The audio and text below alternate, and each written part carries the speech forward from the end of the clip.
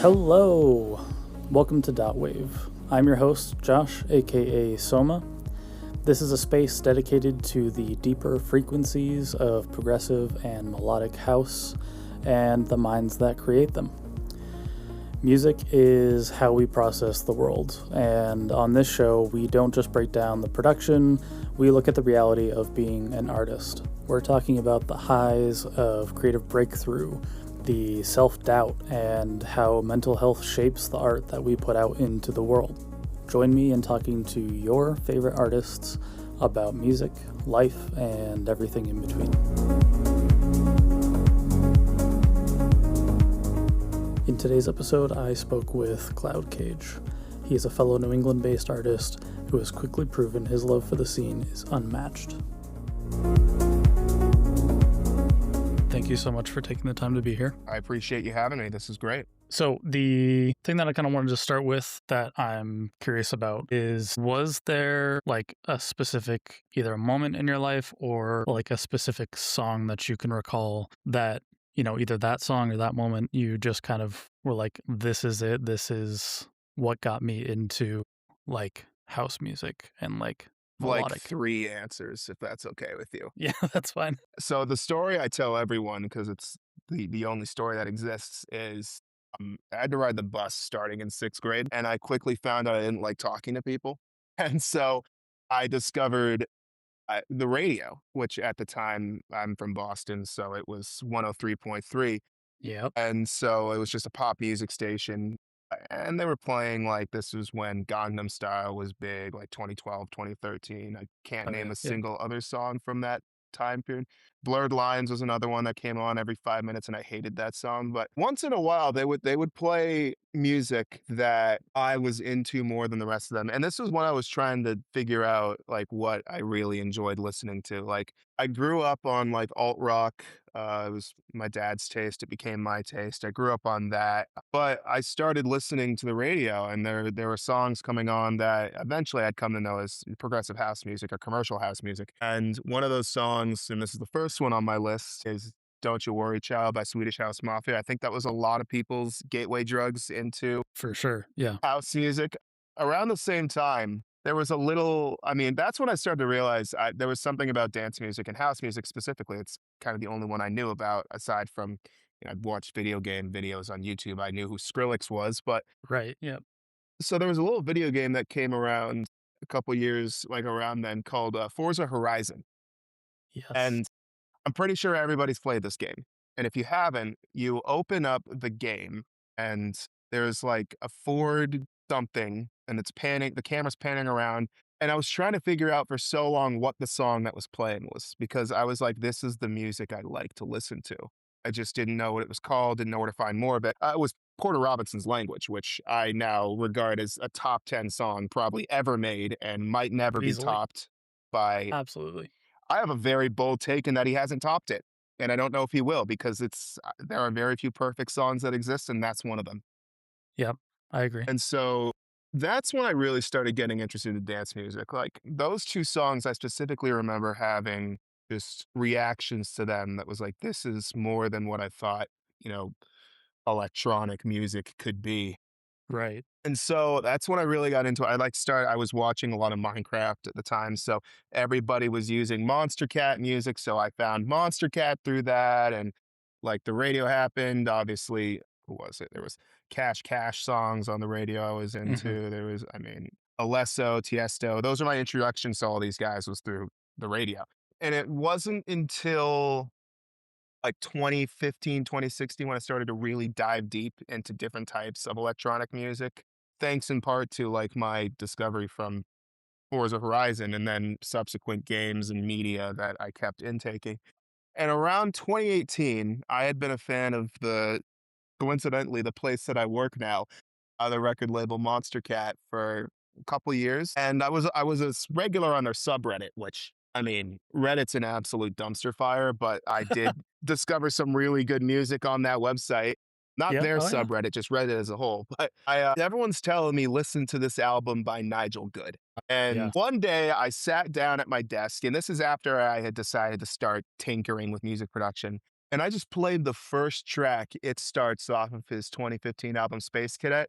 Mm. It is a minute long intro track. It changed the way I think about music Absolutely for beautiful the song. final time. It is because I was like, I'd been to Disney a couple times. Like, this is like Epcot music, is the first thing I Right. thought. Yeah. Yeah. Yeah. But not to sound like a Disney adult here, but it was like weirdly optimistic and futuristic and cinematic and all these things happening at once. I'm like, this is electronic music. And then I continue listening to the album, and I'm listening to it on the website that Monster Cat has, and it just pauses in between each track. And obviously, this is before I knew what streaming was, so I didn't have Apple Music or Spotify. So I'm like, this is meant to be listened to as one song, so I'm buying it. So Right. I Yeah. had There money you I go. saved up on iTunes. I bought the album and I listened to it daily for like a year. Incredible. I mean, that And transition from the intro song into the second song, I don't know flawless. how I did it. I really don't know how I did it. And throughout the entire album, there's only one or two transitions where I'm like, okay, he had to get from one song to another. But everything else, it just sounds like an hour-long song, and one of it's never going to be topped as my favorite album. I know he came back a couple years ago with the follow-up album. That was amazing too. Nothing is topping like the first time I listened to Space Cadet and just my jaw dropped. And that was when I realized that you could tell stories through music. Right. It wasn't just a dumb hobby where I would just sit down and press buttons and sounds would come out. It's like I can actually express things through this. And Yeah. for a bit more context, I had been signed up for piano lessons at 5 years old. I sucked, but I have terrible hand eye coordination. I can't read sheet music.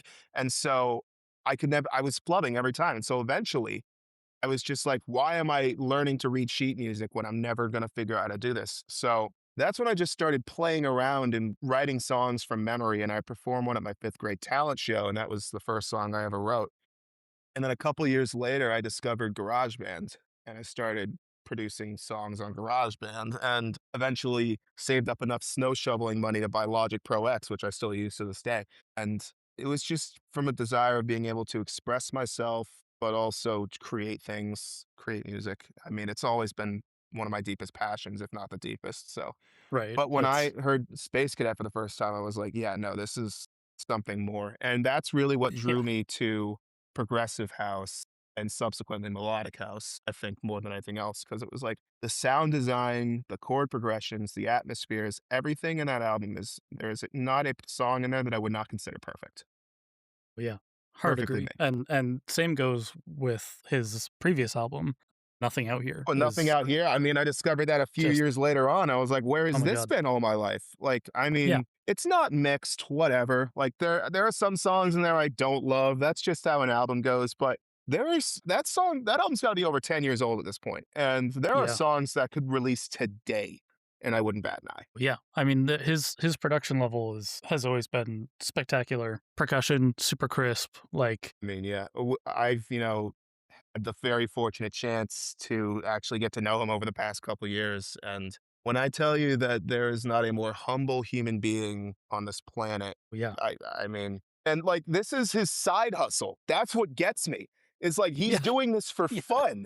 He's a school teacher. He's got a family, and it's like no, this he can do this. So it's like Yeah. he's one of one, and there's never going to be another Nigel Good. And I think that's honestly a good thing because Yeah, I mean, it's never going to be he's replicated irreplaceable, and yeah, like I mean, like you said, just the kindest dude. Just without yeah. question. So when you sit down to start a song, what's your thought process? Like, are you chords first? Are you like, this is a vibe I'm gonna go for, and like Very chords first person. chords first? Like, Okay. I mean, every song that I've written for the past 2, 3 years has started with Contact, where I'll just load up the same noir patch and I will start playing around with chord progressions and find something I like and record it and leave it there for a couple weeks. And eventually I'll come back to it and build around it. But every track of mine has started with a chord progression or a melody. It's not started with vibe. It's not started with drums. It's always started because, I mean, I'm not going to hide behind the fact that I'm not the world's greatest producer or sound designer, but I'd like to think, considering I've been writing music for over, I mean, it's almost been 20 years at this point. Like, I know how to evoke emotions through a chord progression. And so that's where my strengths lie. That's where I lean to every single time I start a track. Yeah. And I think particularly in this kind of subscene of house music, it's so driven by the chords. So the chords almost are kind of your main focal point for a lot of Yeah. songs, Yeah. where that's where you're pulling all the emotion from, and your melodies oftentimes kind of just accentuate the chord.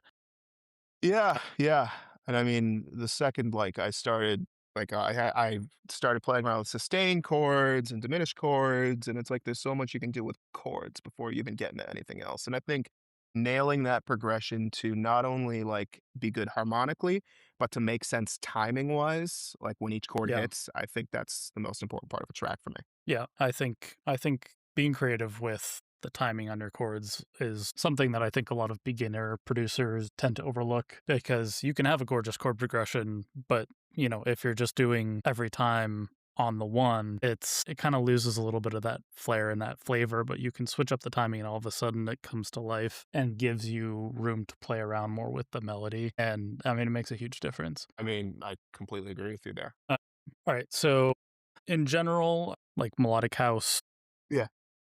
there is a sense of, repetition, which obviously is intentional, but for you, how do you find the balance between repetition and not going too far with, like, oh, I'm repeating this perk too much, or I'm repeating this motif too I much. mean, I don't think I've gotten there yet, truthfully. I don't think that's something I'm ever gonna get there because there's always a battle. Like you have this section, you wanna have it play for so long, but then you think at the same time, if this goes for over 8 bars, 16 bars, I'm losing the listener's interest. So, I mean, when it comes to repetition right now, I'm trying to have I don't want an 8-bar section in one of my tracks to be the exact same as another one. And that can be as simple as removing elements, adding elements, changing the chord, like one of the voicings of the chord very quickly, adding a new vocal sample. Like, I don't want there to be no reason to finish a track.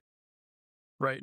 That's a good And way to so think if of it. I just repeat the same thing 4 times, like, yeah, that's an easy way to fill out 3 minutes of runtime, but you've done nothing with it. And there's no reason to go back and listen again and discover, like, beyond the surface, what's hiding in there. What am I adding? What am I subtracting? Like, I want people to be able to listen to my stuff and realize that I actually put care into it. And so, I Right. mean, Yeah.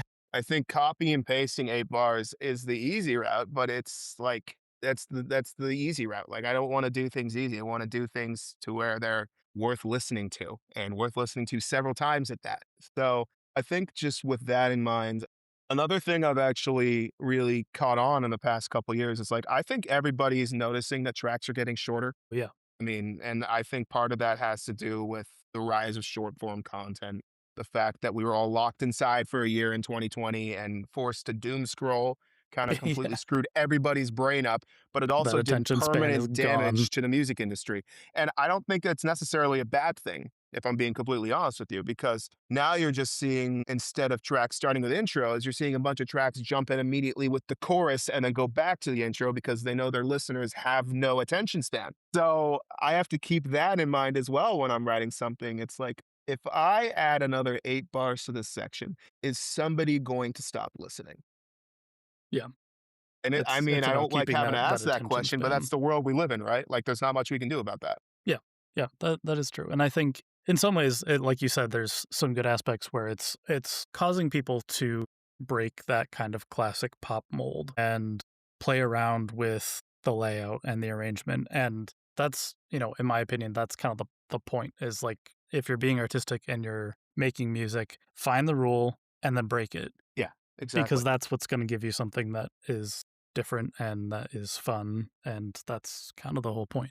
Yeah, and I mean, everybody's like, "I hate how songs are getting shorter. I hate how songs are not 10 minutes anymore." Like, I have to be the person to break the bad news to you. But I mean, nobody sits around for 10 minutes anymore and listens to a song. It's I mean, there are use cases like you're driving, you're walking, you're meditating. Absolutely. I can have a song on for 10 minutes. But the truth of the matter is people are not intaking music the way they used to. Right. And Yeah. for that reason, I have to be more mindful of like if I make a song longer, even if I like it that way, is the listener going to like it that way? And so that's why extended mixes are great. And that's why you have those to play with. And DJs obviously love the longer versions. But it's just, I mean, keeping that in mind, but also making sure I want every part of my track to be listenable and for the listener to discover something new. It's a very hard thing to do in a short amount of time. And so that's Yeah. been a But really good that's creative part of the fun exercise. of It's it, like, I think, too. yeah, that's what's fun. You can like the rules are what are given to me. I can break them as much as I'd like to, and I can create within them while also breaking them a little bit, write my own rules. I Yeah. think that's really Yeah. fun. It's a nice Yeah. challenge.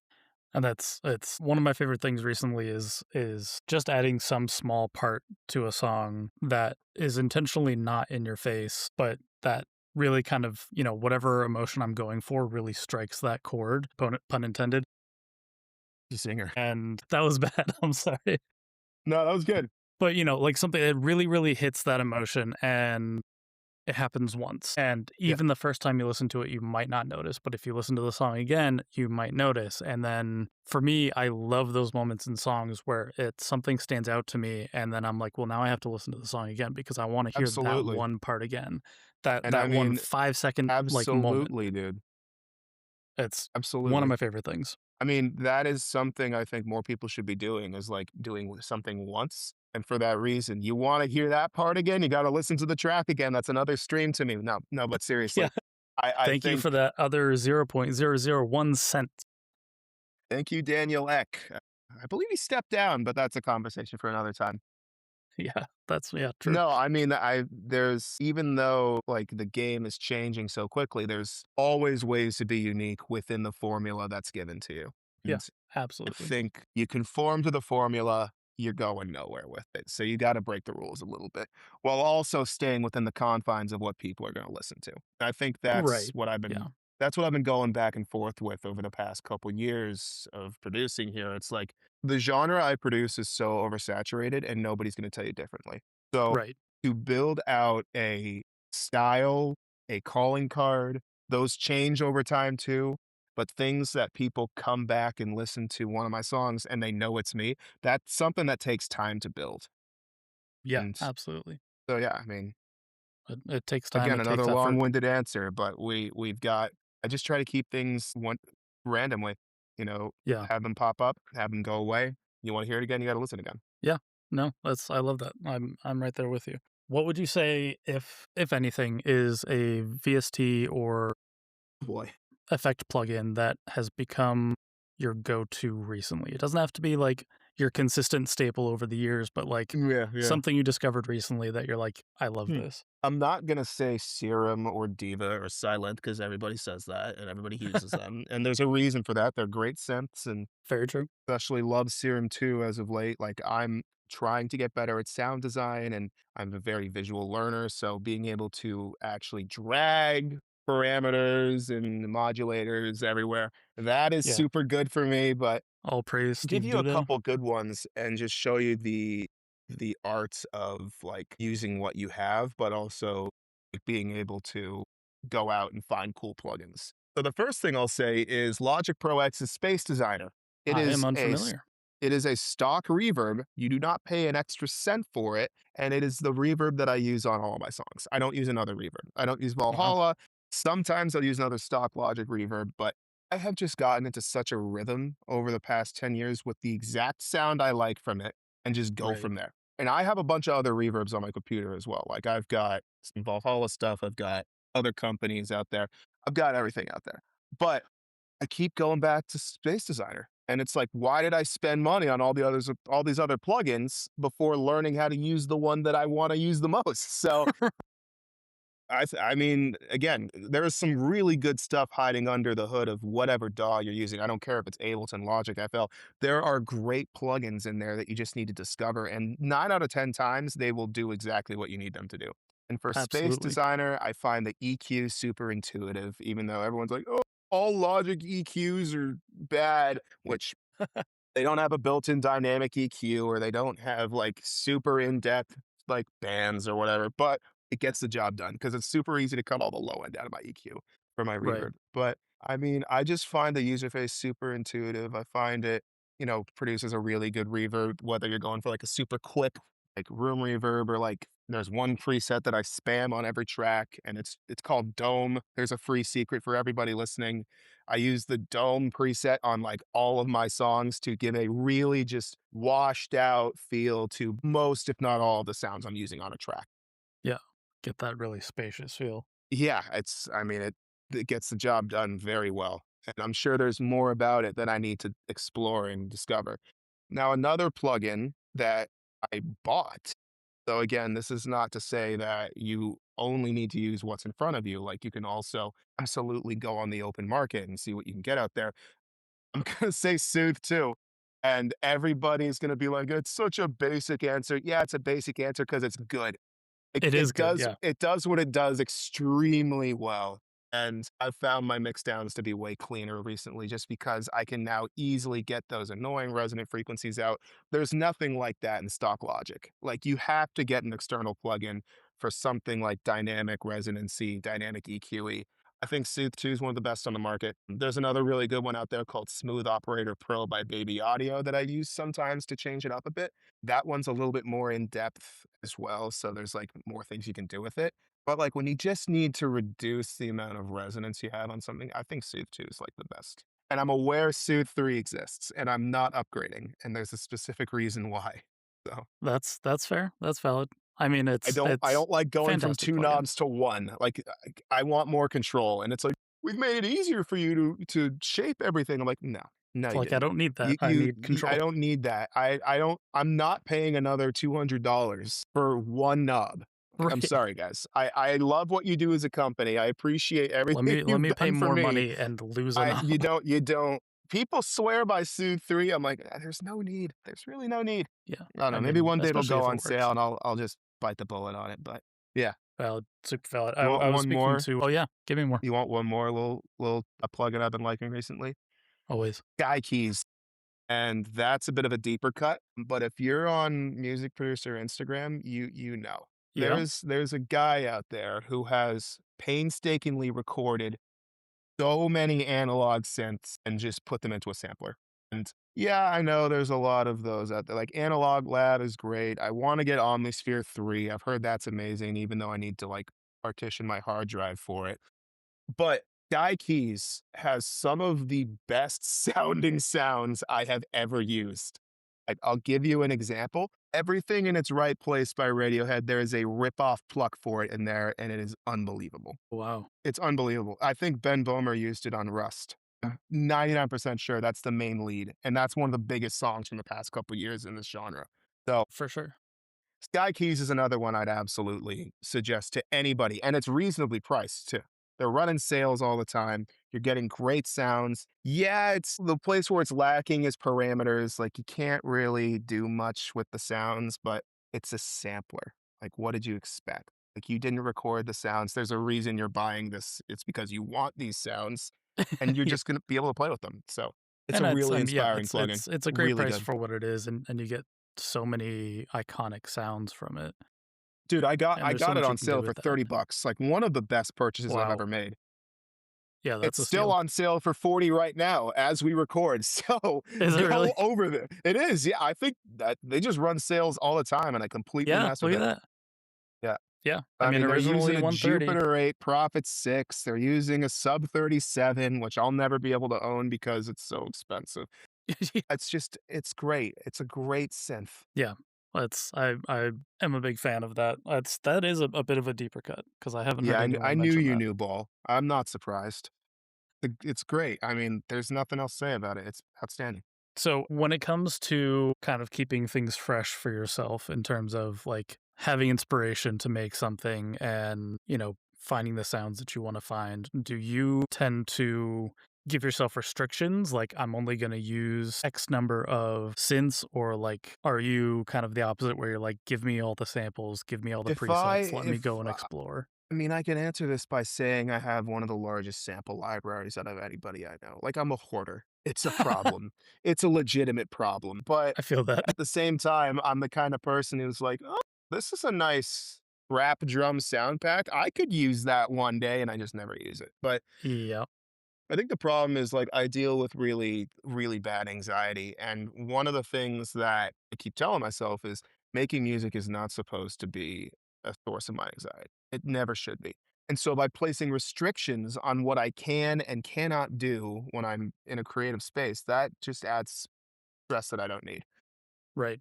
And for that reason, I mean, I will go into every track with a select handful of plugins and synths and sounds that I want to keep using because I like them. But I'm also never going to be like, you cannot use Serum on this track, just Right. because Yeah. that's going to cause me some strife. Truthfully, it's like Yeah. I'm in a happy place when I'm creating. I don't want to turn this into stressful. It's a big Yeah. reason For why I some never people, it's want. like they need that Yeah. challenge where it's like, I have to, in order to do something new The and only the interesting. only challenge I will do of myself is sometimes as a creative exercise, I will make a song in a day, and I'll release it on a side Right. project. So that Yeah. is the only sort of limitation I will give to myself when I'm doing anything. But I mean, I go in with the mindset of like, if something doesn't sound good today, there's a very real chance it's all in my head. I'll come back tomorrow, it sounds better.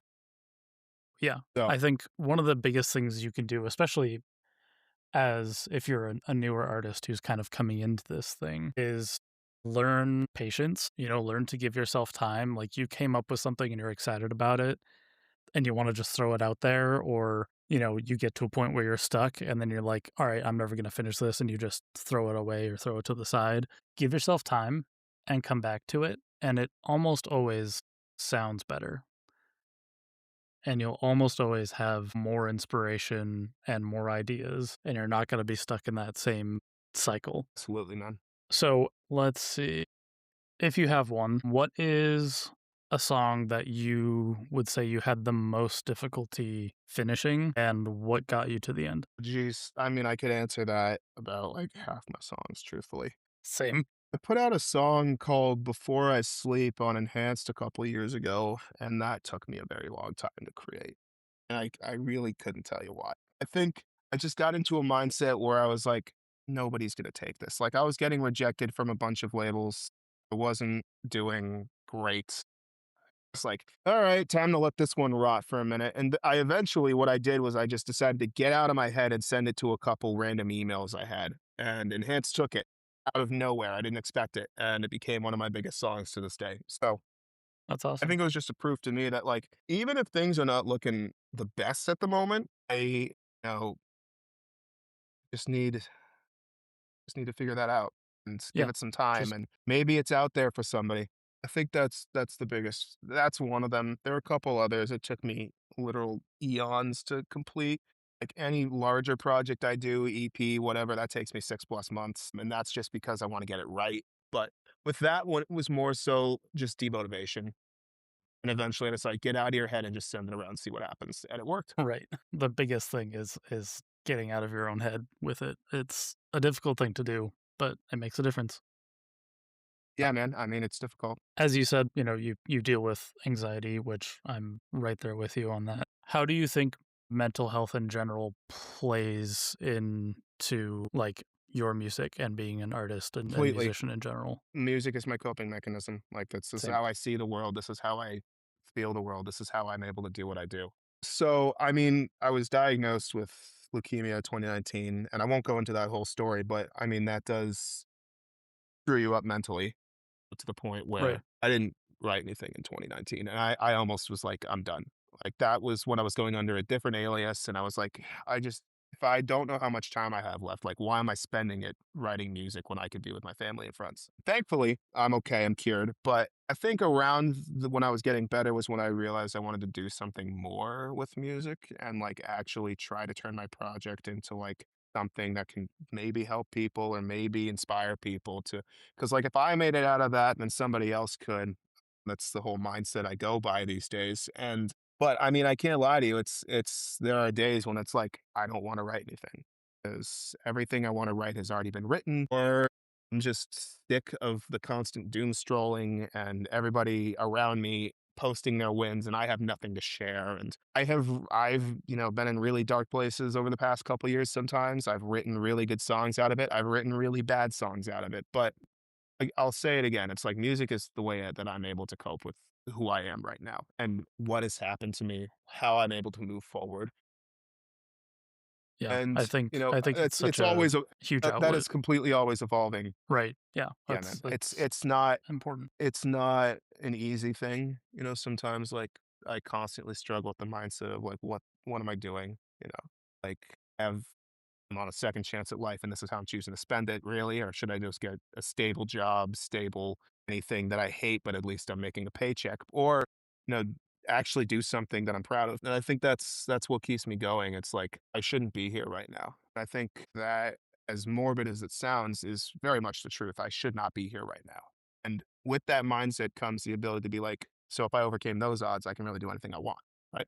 So I'm, now it's like my mental health, how I'm feeling. It's really just how I cope with things. And I write larger projects because I like telling stories about how I'm feeling or the way my life is right now or what I need to do or just opening myself up to my listener base and inviting them in for a look at who I am internally. And that's why I like doing big EPs so much. Just I think that I can do something pretty good with music. I think I can really go out there, put myself out there, write something, be proud of it, and then hopefully somebody going through some illness or having a really bad day can turn on my song and they can feel a little bit better. Yeah, And I think I think going in with that mindset is it grounds me and being able to think like that and produce with that in mind. It's like I have been able to talk to some of the producers whose songs I listened to during treatment. Like, obviously, I took in so much media when I was sick. There's not much else to do. I listened to a lot of music, watched like TV shows, watched a lot of sports, and I've met some of the athletes that I watched on TV when I was sick, and I met some of the people who was creating content on the internet when I was sick that helped me get through stuff. And I've been able to tell some of these musicians who have written music, like, you got me through a tough day, and I hope you realize that. right.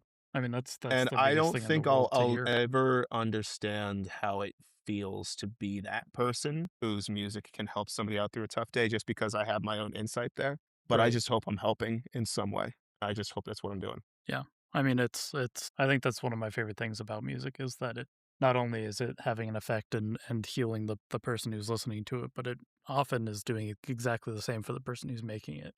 Yeah, man. It's incredible. It is, yeah.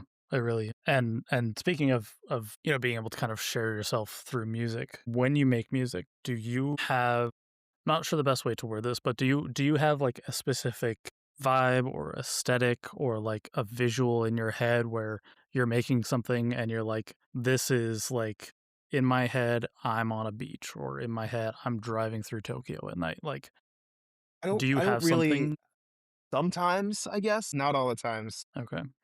As I know, some artists are like extremely visual. Some of my friends, like they'll even put up a separate second monitor and like have pictures like of the vibe that they're going for on that monitor as like inspiration for the sound they're going for. And some people it doesn't even cross their mind. Yeah, I mean, for me, like I write songs about places I've been sometimes, but I mean, when I'm producing something, it's not so like trying to put myself in a different moment. It's more so I'm just trying to lock in on creating something to invoke something else. I guess if that makes Right.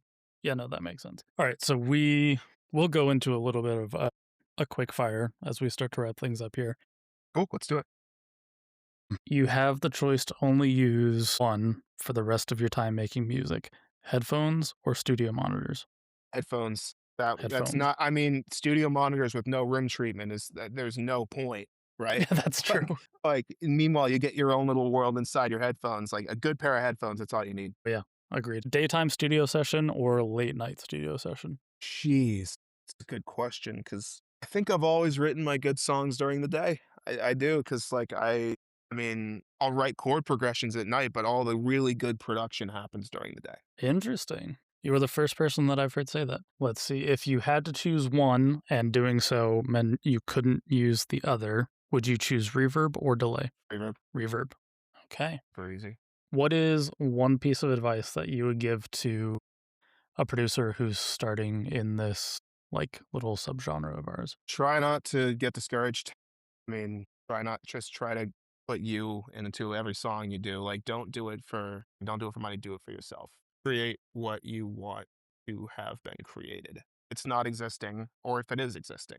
And not everything you make Create for yourself first and foremost. Yeah. and not everything you make is gonna be good, and not everything you make is gonna be successful.